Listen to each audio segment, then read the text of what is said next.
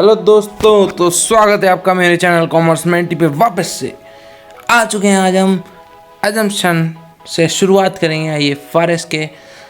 तो चलिए शुरू करते हैं इस वीडियो में, और धीरे धीरे ख़त्म तो कर ही देंगे। जैसा कि हर वीडियो में मैं बोलता हूँ, आप बोर हो चुके हो तो अगली वीडियो से नहीं बोलूँगा। तो आगे बढ़ते हैं। तो अजम्पशन पहली है गोइंग कंसर्न अजम्पशन। इस सारी मेरे को लग रहा है वही अजम्पशंस हैं जो आपकी उसमें लगती हैं अपनी, प्रिंसिपल वाली एजम्पशन। ये मैं आपको पढ़ा चुका हूँ एक वीडियो में, पर एक बार फिर पढ़ा देते हैं, कोई दिक्कत नहीं। Going concern assumption as per this assumption, इस अजम्पशन के हिसाब से it is assume that the life of the business enterprises is infinite. इस एजम्पशन के हिसाब से ये हम अज्यूम करते हैं कि बिजनेस कभी नहीं रुकेगा, हमेशा चलता रहेगा, अमर है, बिजनेस अमर है। And the business entity will continue its business for an indefinite period on a very long time in the future. कभी नहीं रुकेगी, बहुत लंबे समय तक चलेगी। कंपनी किसी एक की नहीं, सबकी है। पब्लिक कंपनी की बात कर रहा हूँ, ठीक है। Accrual assumption. According to this assumption, transactions are recorded on accrual basis in the books of accounting as and when they occur, and the date of settlement is insignificant. ये assumption simple सी बात है। जिस दिन transaction हो गया, मतलब payment जरूरी नहीं किया हो, लेकिन माल का लेन देन हो गया, आइटम जो भी सामान है, कुछ भी सर्विस जो भी है, उसका लेन देन हो गया। पैसा भले मिले ना मिले, आपको उसी तारीख का ट्रांजैक्शन मान के अपने स्टेटमेंट में एंट्री कर देनी है, सिर्फ इतना ही। तो दोस्तों अब आते हैं नंबर 3 अजम्पशन पे। इसका नाम है मेजरिंग यूनिट अजम्पशन। इसका नाम में लिखा है जितनी यूनिट हो उसको मेजर करके उतने में ही लिख डालो फाइनेंशियल स्टेटमेंट्स में। According to this assumption the assets are not shown in the balance sheet at historical cost. Purchase value पे सेट की वैल्यू शो नहीं होगी, उस वैल्यू पे शो होगी जो उसकी करंट में चल रही है। वो कैसे करते हैं वो आपको सिखाया जाएगा। डेप्रिसिएशन नाम का चैप्टर आएगा। डेप्रिसिएशन का मतलब यही है कि असेट की वैल्यू को कम दिखाना, कम करते चलना। हर साल किसी एक फिक्स परसेंट या कोई भी रिटन डाउन वैल्यू, कुछ भी परसेंटेज पे आपको उसको डिक्रीज करना है हर साल। वही एजम्पशन में कहा है कि जो उसकी करंट वैल्यू हो असेट्स और लायबिलिटीज़ की, वही आपको शो करनी है, ठीक है। बस यही लिखा है इस पूरे एजम्पशन में। अब आते हैं चौथे एजम्पशन पे। इसका नाम है कांस्टेंट परचेजिंग पावर एजम्पशन। इस एजम्पशन के हिसाब से अपनी कैपिटल को हमेशा मैक्सिमम पोटेंशियल के हिसाब से एडजस्ट करना है, मतलब अपनी कैपिटल को हमेशा स्ट्रॉन्ग दिखाना है, कितनी भी महंगाई बढ़ जाए फाइनेंशियल ईयर के एंड में, ठीक है। अब आते हैं IFRS के बेनिफिट्स पे। IFRS मतलब इंटरनेशनल फाइनेंशियल रिपोर्टिंग स्टैंडर्ड, आपको बता चुका हूँ। IFRS are very beneficial for business carrying on business throughout the world.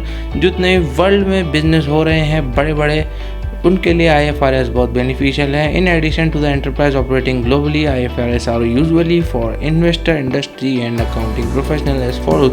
IFRS सिर्फ investors, industry and accounting professionals के लिए ही यूजफुल है।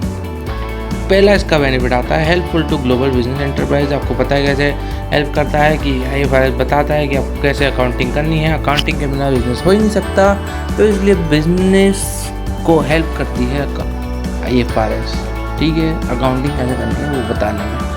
Helpful to industry if the financial statement comply with globally accepted accounting standard, then it is easy to obtain financial resources from outside the country. Industry क्या होती है? Factory type कुछ कह लो, उसको industry बोलते हैं। बिजनेस को इंडस्ट्री नहीं बोलते हैं। बिजनेस तो बहुत बड़ा टर्म होता है, उसके पार्ट आती है इंडस्ट्री, जिसमें आपका प्रोडक्शन का काम होता है या और भी कुछ होते हैं, जो भी होता है आपका मेन प्रोडक्ट जहाँ बनता है उसको इंडस्ट्री बोलते हैं।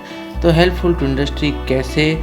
अगर financial statement globally accepted accounting standard के साथ कंप्लाई करेंगे, उसको फॉलो करेंगे, then it is easy to obtain financial resources from outside the country.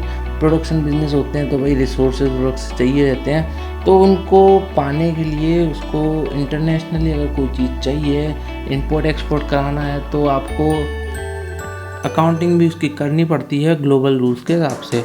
तो वहाँ आपको IFRS मदद दे देते हैं, इन्वेस्टर्स को मदद देते हैं। इन्वेस्टर कैसे?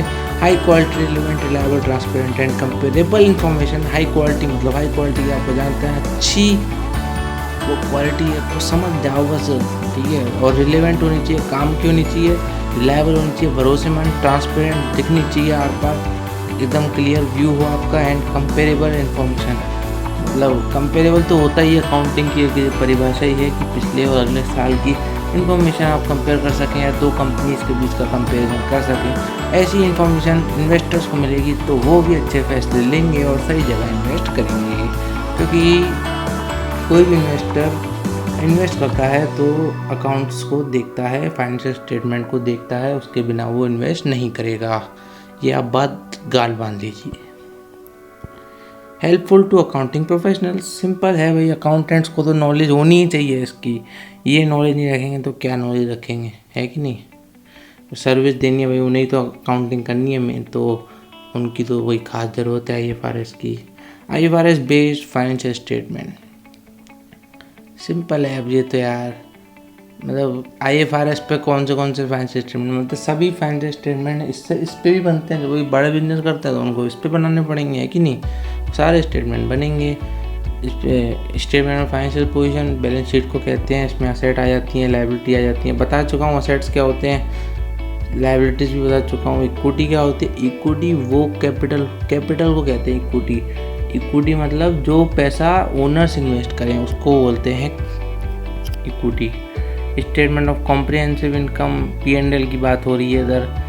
तो ये सारे स्टेटमेंट भी IFRS पे बेस होते हैं। Change in equity, cash flow statement और अकाउंटिंग पॉलिसी के नोट्स वगैरह, ये सब जो भी हैं, ये सारे स्टेटमेंट IFRS पे बेस होते हैं। ज़्यादा इम्पोर्टेंट नहीं है इसलिए मैंने नहीं पढ़ा, क्योंकि ये सब स्टेटमेंट आपके आम स्टैंडर्ड्स में भी आते हैं। सभी कंपनीज जो होती हैं पब्लिक लिमिटेड कंपनीज जो होती हैं वो हमेशा सभी अकाउंटिंग स्टेटमेंट बनाएंगे, कोई नहीं रुकेगा, ठीक है।